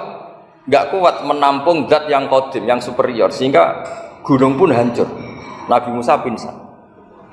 Tapi ketika Allah dengan madharul jamal itu Allah dengan keindahannya, dengan kasih sayangnya, memberi hak makhluknya untuk melihat. Nah, di sini ini Allah sering ngendikan wujuhu yauma idzin nadhirah ila rabbiha nadhirah. Nanti ada wajah-wajah yang di surga itu melihat saya, kata Allah. Tapi apakah betul melihat kayak saya melihat dosen, melihat Pak Rektor, melihat teman-teman? Itu tidak bisa. Karena Allah itu qadim, sehingga meskipun manusia ahlul jannah melihat Allah, tetap Allah ngendikan la tudrikuhul absar wa huwa yudrikul absar. Karena Allah di balik jamalnya ya punya jalal, di balik jalalnya juga punya jalal. Sehingga selalu di Quran itu diulang beberapa kali supaya proporsional. Nah, kenapa ahli sunnah tetap berkeyakinan Allah bisa dilihat? Logikanya begini, fa inna kulla maujudin yasihu ayyura. Allah itu zat sing nyata-nyata wujud dan punya eksistensi. Di mana-mana sesuatu yang wujud itu layak untuk bisa dilihat. Lalu pertanyaannya gini, kenapa kita tidak bisa melihat sekarang kok nunggu di akhirat? Karena mata kita sekarang itu profan, fana. Sementara kita setelah di surga, tubuh kita didesain abadi. Ya, saya ulang lagi ya, setelah kita di surga, semua fisik kita ini didesain abadi. Tentu karena desainnya sudah abadi, layak melihat zat yang abadi. Tapi pertanyaannya, kenapa tidak bisa ikhatoh, tidak bisa melihat sampai faham, la tudrikul absar? Karena abadi kita itu diabadikan. Sebagaimana surga abadinya diabadikan, neraka ya diabadikan. Sementara Allah abadi dengan dirinya sendiri, yaitu Al-Qayyum, atau dalam bahasa ngajinya Qiyamuhu binafsi. Nah, lalu pertanyaan, makanya Mu'tazilah itu menentang betul kalau orang di surga bisa melihat Allah. Cara berpikir Mu'tazilah, melihat itu artinya yang dilihat ada arahnya, sementara Allah terbebas dari arah. Tapi kata ahli sunnah, cara berpikir tidak seperti itu. Melihat itu pokoknya tahu. Nah, tahu karena mata itu karena kita ditakdir tahu itu karena mata. Sebetulnya yang menjadikan tahu itu tidak mata. Ya kalau tahu ya tahu saja, bukan harus pakai mata. Itu cara berpikir ahli sunnah wal jamaah. Jadi sabri ya, bocoran ya. Kenapa mazhab ahli sunnah itu yang dipilih oleh banyak mayoritas di dunia, jumhur itu. Ahli sunnah itu dianggap pikirannya lebih orisinal. Misalnya ahli sunnah kalau ditanya, kenapa kamu melihat? Ya melihat saja. Kenapa kamu mendengar? Ya mendengar saja. Kesannya itu tidak rasional, kayak orang yang nggak pinter itu. Tapi sebetulnya itu yang benar. Jadi cara berpikir ahli sunnah itu melihat itu menjadi tahu. Menjadi tahu itu bisa karena mendengar, bisa karena melihat, bisa karena dikasih tahu, bisa karena bersentuhan. Sebab itu di Quran itu ada ayat ala ya'lamu man khalaqa, bukankah zat yang menciptakan itu menjadi tahu. Sehingga kenapa Allah itu selalu tahu? Karena Allah yang menciptakan. Kalau kamu tahu karena mata, sekali itu jauh, maka kamu tidak melihat. Atau kamu sekarang buta, kamu tidak melihat. Atau tertutupi barang itu, maka kamu tidak melihat. Tapi kalau kamu tahu karena kamu menciptakan, maka akan melihat terus. Misalnya saya ini tukang batu.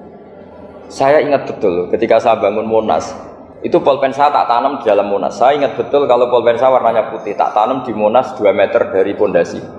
Setelah saya pulang ke Jogja ditanya, di dalam Monas ada apa? Ada pulpen, posisinya 2 meter dari pondasi. Kenapa saya tahu? Karena saya yang menciptakan. Nah, karena menciptakan ini sehingga tahu saya akan terus menerus. Tapi kalau tahu karena mata, sekali barang itu tertutupi, nggak tahu. Misalnya saya tahu jenengan karena dekat sekali jenengan kemana-mana, saya sudah tidak tahu. Tapi kalau saya menaruh sesuatu di tubuh Anda, sehingga kamu kemana-mana tetap tahu bahwa barang itu ada di tubuh. Nanti kalau ada yang protes, tapi bisa saja Gus barang itu dicuri orang, kemudian Anda tidak tahu. Yang menjadi tidak tahu karena saya sudah tidak menciptakan suasana itu. Selagi saya yang menciptakan, maka akan tahu terus. Nah, tapi karena Allah ini menciptakan semua yang ada di bumi, maka Allah tahu terus. Jika Allah tahu cara bikin kuman, terus tahu bahwa manusia itu punya kuman, kumannya punya organ, organnya juga punya kuman. Terus gak kebayang.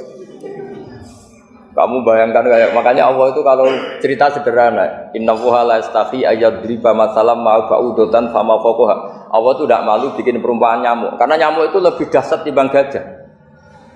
Para pematung itu disuruh bikin gajah masih mampu, bikinkan patung gajah, mungkin masih sanggup. Tapi kalau tak suruh bikin patung nyamuk, nggak usah bikin hidup, patungnya saja sekecil itu. Padahal nyamuk kecil itu punya organ tubuh. Lalu bikinnya organ tubuh nyamuk itu kayak apa sih? Organnya punya kuman, kumannya punya organ, organnya juga punya kuman. Sehingga orang-orang alim itu baca nyamuk itu lebih jadi ayat Allah ketimbang melihat dinosaurus. Tapi sekarang orang itu nggak tertarik ceritanya.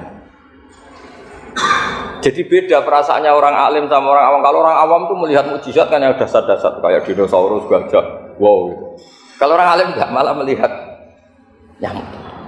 Nah, kealiman seperti itu terjaga di umatnya Muhammad, di umatnya Rasulullah Muhammad SAW. Karena ketika umat ini nggak ditunggui para nabi, itu Allah menjamin Muhammad, ulama umatmu nanti punya kemampuan seperti nabi.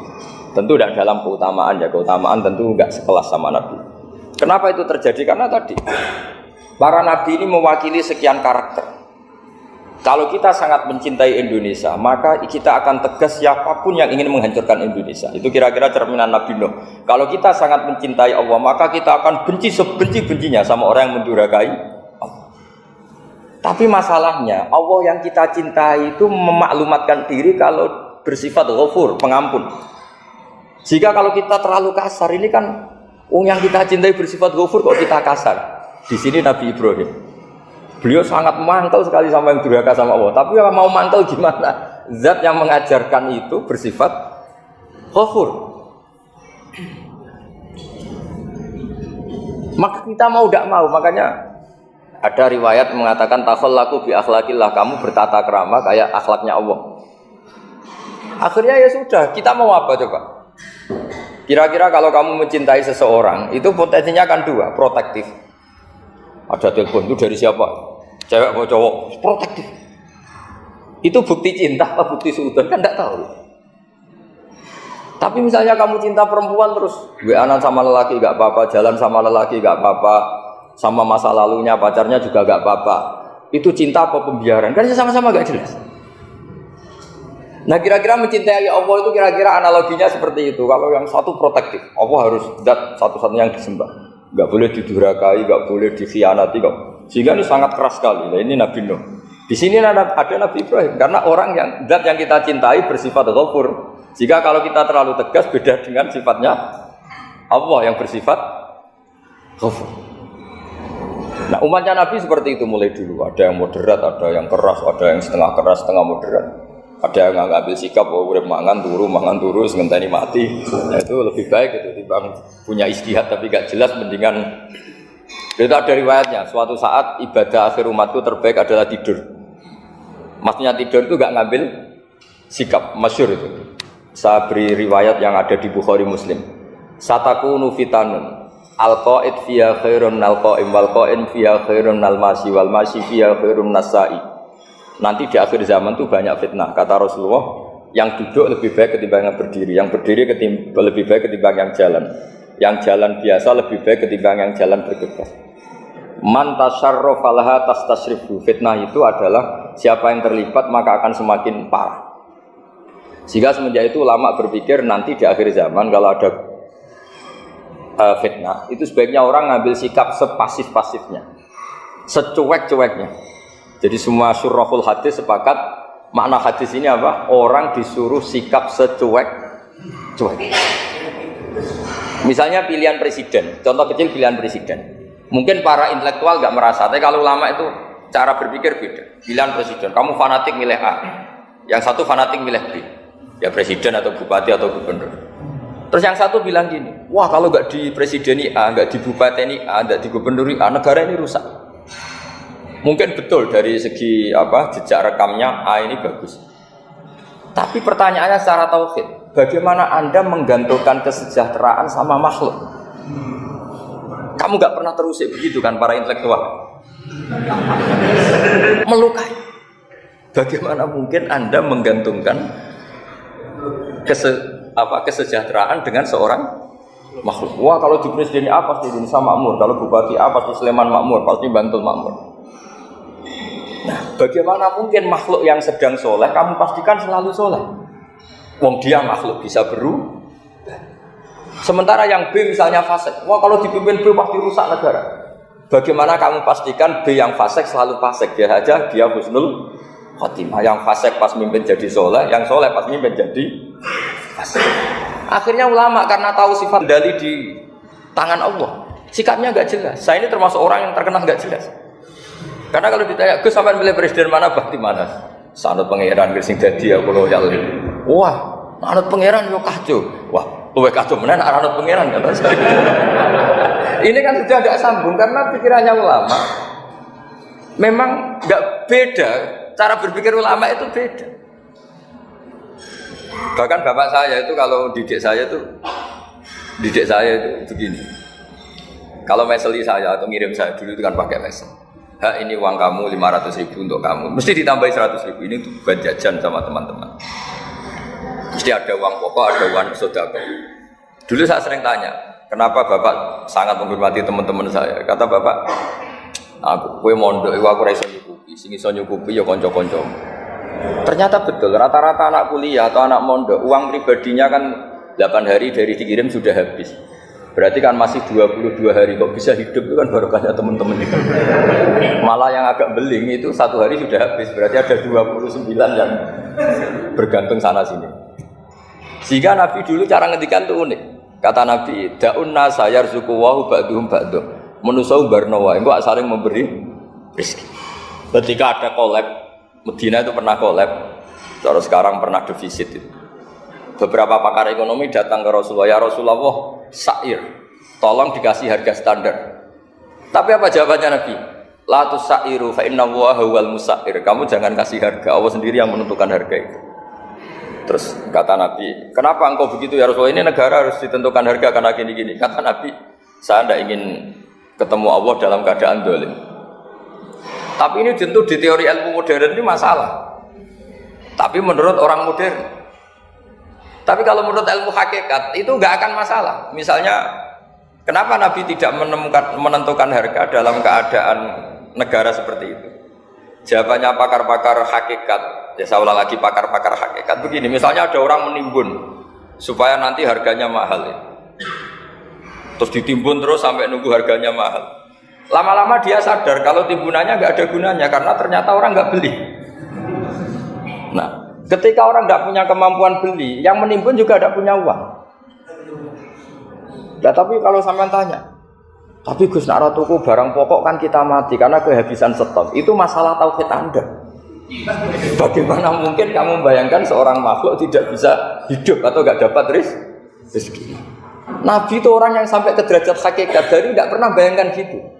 Saleh sampean jadi orang yang tauhidnya masalah. Sehingga terus bayangkan, wah kalau negara ini chaos, wah kita makan apa? Kalau negara gak stabil, wah kita gimana?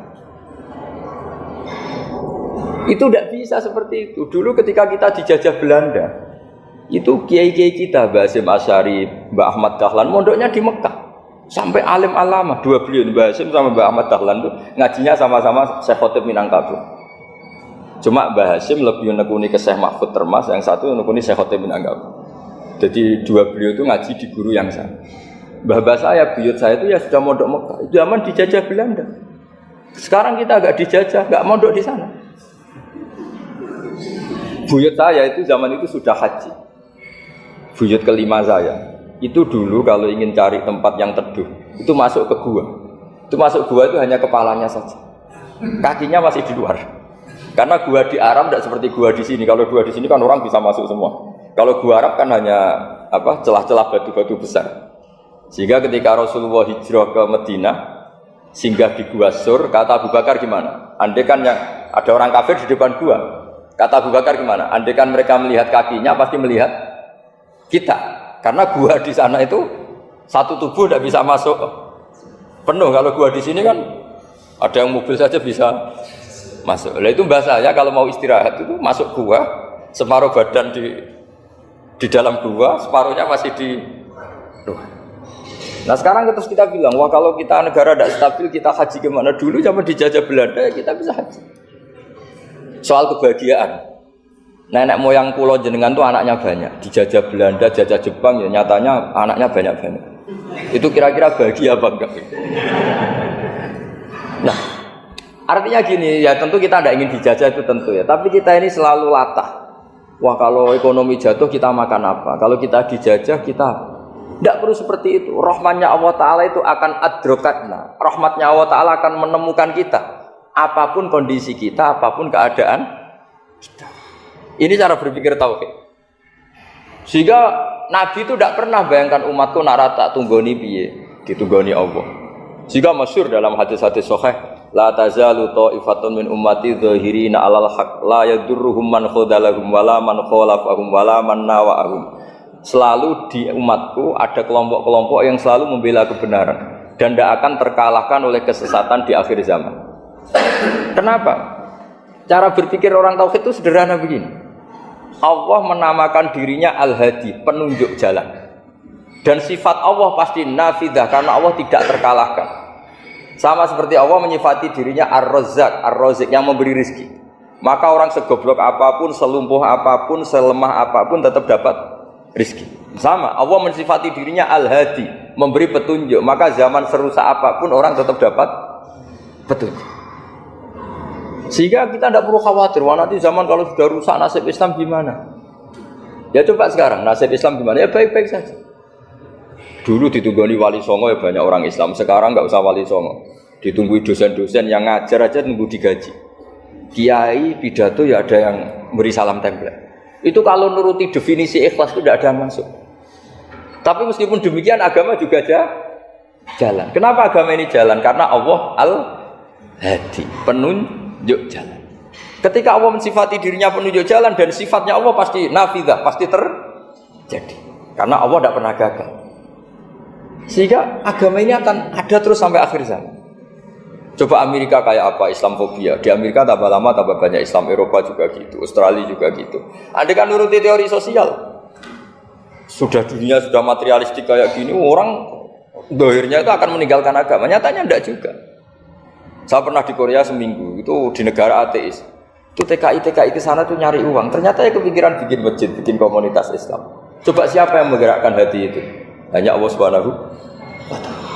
Ya, jadi cara berpikir tauhid saya ulang lagi, saya mohon sekali di pengajian ini saya cerita wajah alani mubarakan ainama kuntu. Jadi cara berpikir sekian nabi, terus kita punya karakter tertentu, kita milih nabi ini itu sah. Karena ulama ummati ka'ambiyai Bani Israel. Ulama umatku itu ibarat kayak nabi Bani Israel. Jadi ada yang milih tadi. Seperti Nabi Isa fokusnya ngurusi orang-orang nakal. Itu juga bagus karena di mana-mana nabi itu seperti dokter. Tapi Nabi Yahya hanya berkawan sama orang-orang soleh. Kita tahu berkawan orang fasik itu resiko ketularan. Iman pas-pasan wae kancane nang fasik kan taqabbalallahu minna minkum gitu. Wong kamu sendiri tidak sehat-sehat amat berteman orang penyakitan kan bahaya. Tapi kalau kamu sebagai dokter kok hanya berteman orang sehat, lalu kamu apa? Penelitiannya gimana? Masa saya dokter spesialis, pernah penelitian, semua orang sehat saya pernah saya teliti.